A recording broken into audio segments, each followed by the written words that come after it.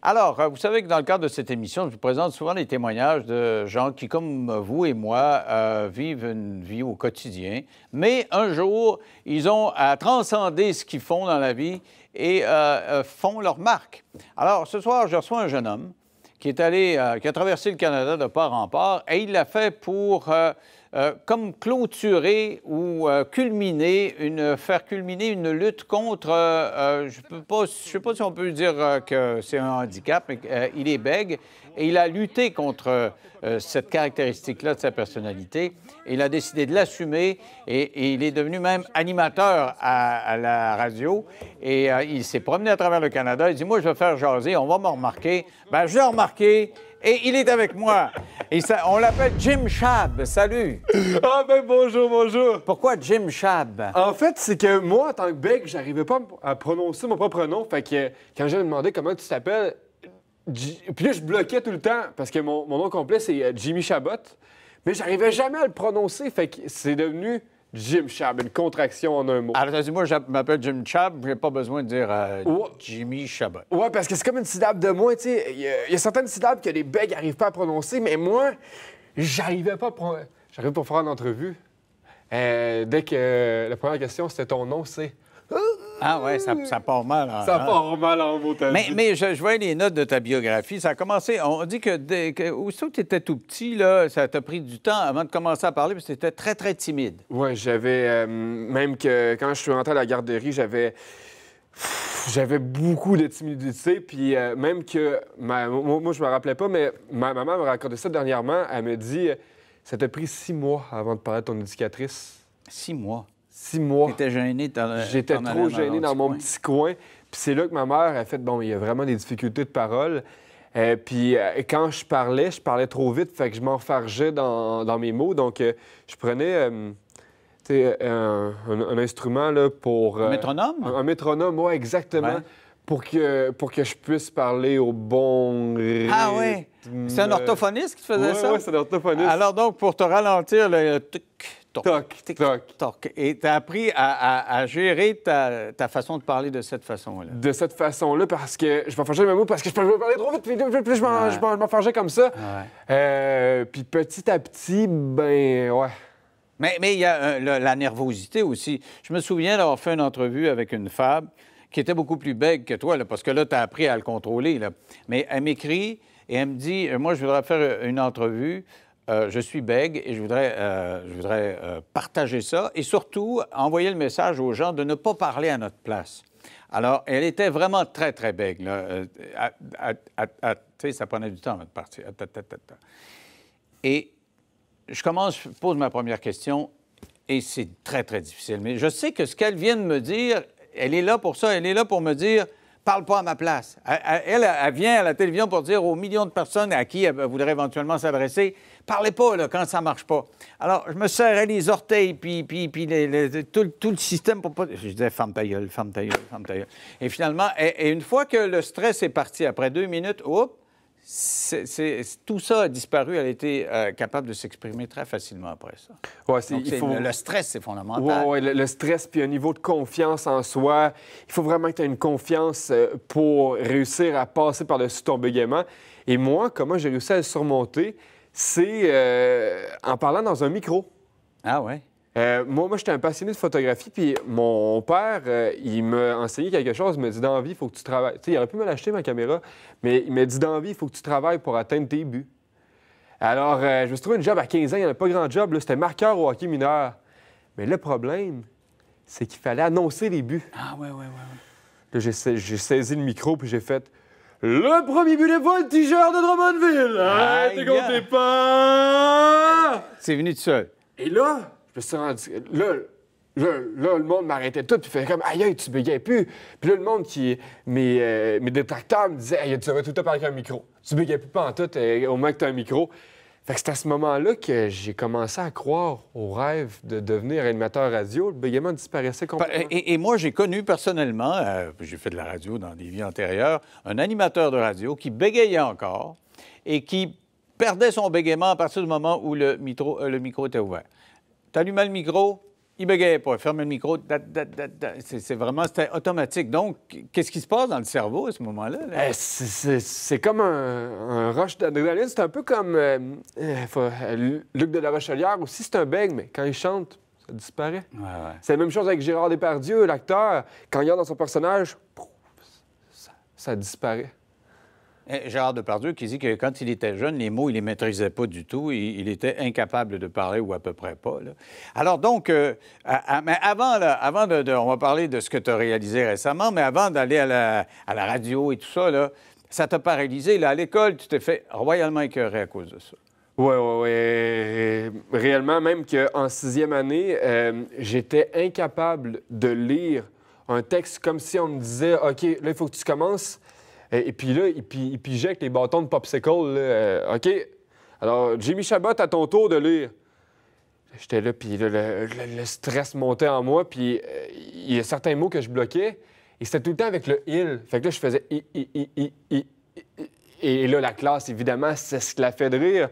Puis il se moquait énormément de moi parce que je bégayais, puis j'étais incapable de lire en classe. Et ce que le professeur faisait, bien, il martelait, puis il voulait que je continue. Mais il aurait juste dû m'effacer, puis ne pas m'obliger à le faire. Il y a un professeur qui a fait un turnover dans ma vie. Il m'a dit, ta présentation orale, tu peux la faire filmer. Tu peux te filmer à la maison. Fait que moi, filmer à la maison, je suis tout seul avec ma caméra, puis je me filme moi-même, ma caméra sur un trépied. Et c'est ça qui a été l'élément déclencheur. Quand je prends un personnage, je bégayais plus. Fait que là, je prenais un personnage, puis je prenais des personnages, puis là, je me rendais compte que je bégayais plus. Ah ouais? Je prenais un personnage, puis je bégayais plus pantoute en prenant un personnage. Et donc, ça a rapport avec la confiance en soi, là. Ouais. Mais pourtant, tu bégayais pas juste un peu, là. Tu dis que là, ça va bien. Ça me fait penser au jeune autiste que j'ai eu en début de semaine dernière qui disait j'étais autiste et qui s'exprime d'une façon assez aisée. Et tu as son père à côté qui nous a montré des pictogrammes. Puis il dit si on n'avait pas travaillé avec les pictogrammes, il ne serait pas capable de dire un mot. Je veux dire, il n'était pas capable de communiquer avec la planète. Donc, c'est une question de discipline. Il a fallu que tu travailles, là.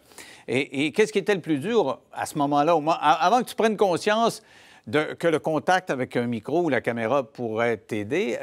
Qu'est-ce qui était le plus difficile à vivre quand tu étais bègue, là, littéralement, là, tu trébuchais souvent sur les mots? C'était vraiment les gens qui se moquaient de mon bégaiement. Ah, en pleine face, il te le faisait en pleine face? Oui, mais il me sont remis dans le corridor de l'école, puis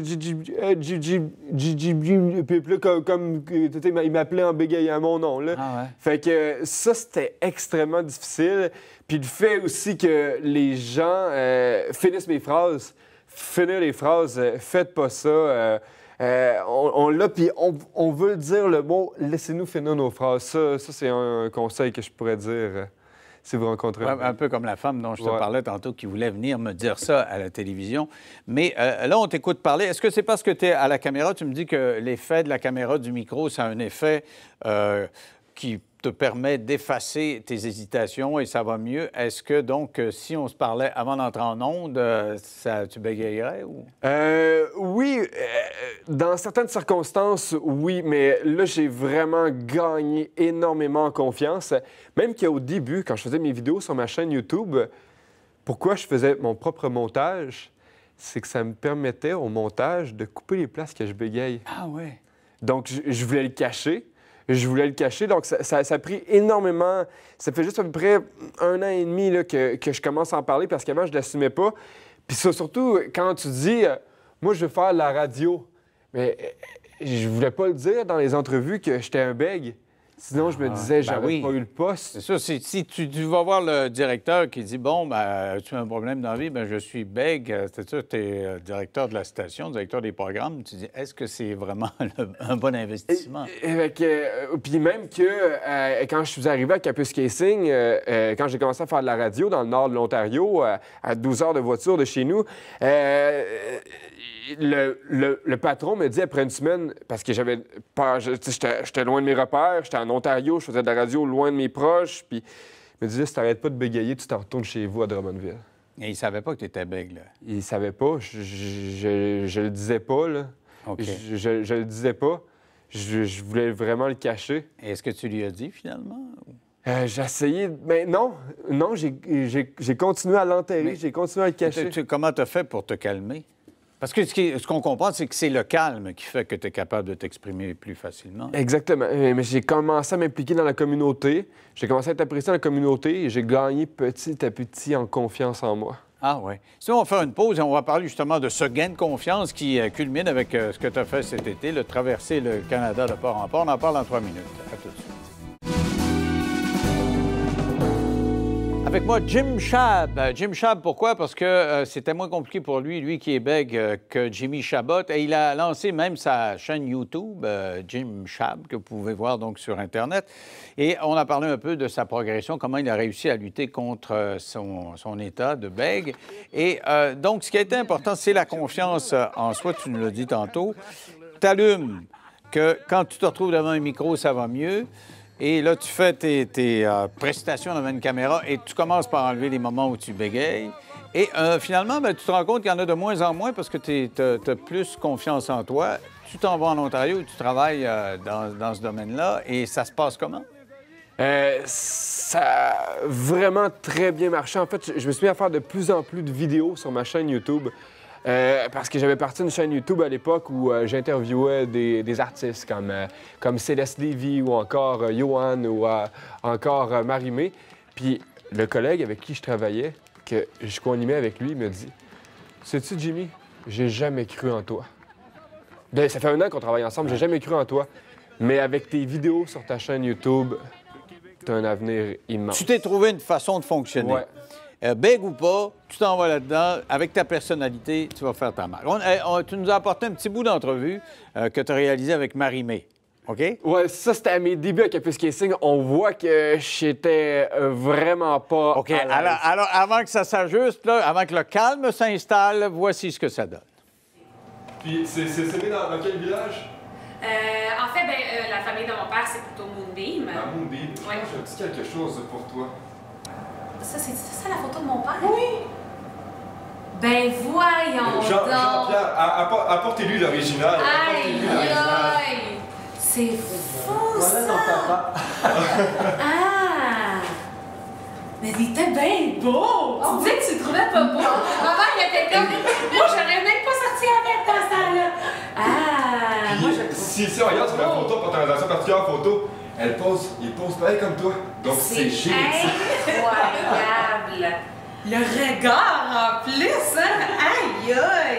Hey, moi, ça va tellement aller sur Twitter tantôt. Mais la qualité de l'image est folle en plus. Puis, on parlait tout à l'heure avec Fred, là, la guitare que Jean-Pierre tient entre les mains. C'est une guitare qui en vaut, là, si Jean-Pierre avait en sa possession cette guitare, 20 000 au-dessus. Ah, ouais, c'est sûr. Écoute, hey, Fender Jaguar. Plus je te vois, là, t'es serré sur ta chaise, les doigts tout serrés. Qu'est-ce qui se passe? Ça t'énerve de voir? En fait, c'était pas moi qui avais fait le montage. Je m'étais trouvé une caméraman random dans la rue. Je me suis dit, viens de filmer ça. C'est elle qui a fait le montage. Fait qu'elle avait pas coupé les places que je bégayais. Fait que là, je pose la question, elle est arrivée, c'est. Puis là, on l'entend. Puis ça fait quasiment 4 ans. Ça fait 4 ans de cette entrevue-là. Puis on voit que je suis vraiment pas à l'aise. Mais j'avais fait énormément de recherches parce que comme Marie-Mé, elle vient du nord, son père vient du nord de l'Ontario. Fait que j'avais trouvé des vieilles archives de son père qui était dans un ben rock de l'époque. Puis on voyait que j'avais fait énormément de recherches parce que cette photo-là est réutilisée à plus d'une reprise. Quand on voit... même son père n'avait jamais vu cette photo-là du ben rock dans lequel... Alors toi, tu dis, ce que ça m'énerve un peu parce que je me suis amélioré depuis ce temps-là. Et tu t'es amélioré essentiellement à cause de justement cette confiance en toi qui s'installe. Mais là, je voyais que tu as fait une course de moto qui était importante dans ta progression. C'était quoi ça?